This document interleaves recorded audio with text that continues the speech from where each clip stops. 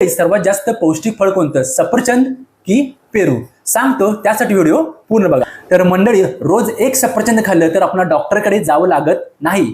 पण आता हे सफरचंद जवळजवळ 300 ते 400 रुपये प्रति किलो या दराने मिळते. त्यामुळे आपल्याला हे सफरचंद घेण्यासाठी बँकेत लोन काढण्यासाठी जावं लागू शकतं. क्या बात है सर, क्या बात है सर, क्या. आणि दुसरीकडे आहे आपला हक्काचा गावरान पेरू. मंडळी, कडक चव, कमी बजेट आणि सोबतीला मीठ आणि चटणी झाली की याची जी टेस्ट लागते ते म्हणजे अक्षरशः स्वर्ग सुखच होतो. न्यूट्रिशन कॅम्पॅरिझन सांगतो. तर मंडळी, पेरूमध्ये जे प्रोटीन असते हे प्रोटीन सफरचंदापेक्षा 8 पट जास्त असतं. व्हिटॅमिन सी ही सफरचंदापेक्षा 50 पट जास्त आहे. फायबर जवळजवळ सफरचंदापेक्षा दुप्पट आहे.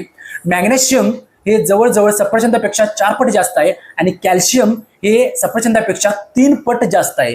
तर मंडळी, आता तुम्हीच ठरवा या ठिकाणी कुठलं फळ जास्त पौष्टिक आहे, पेरू की सफरचंद? मंडळी, या पेरूचा खरंच नाद करायचा नाही, कारण रोज जर आपण पेरू खाल्ला तर नक्कीच आपलं जे स्वास्थ्य आहे ते स्वास्थ्य चांगलं राहील. आणि मंडळी, जास्तीत जास्त पेरू खाल्ल्यामुळे आपल्या शेतकरी बांधवांचा देखील खूप चांगला फायदा होईल. मंडळी, कमेंटमध्ये नक्की सांगा तुम्हाला पेरू खायला आवडेल की सफरचंद खायला आवडेल. पुन्हा भेटू पुढच्या व्हिडिओमध्ये.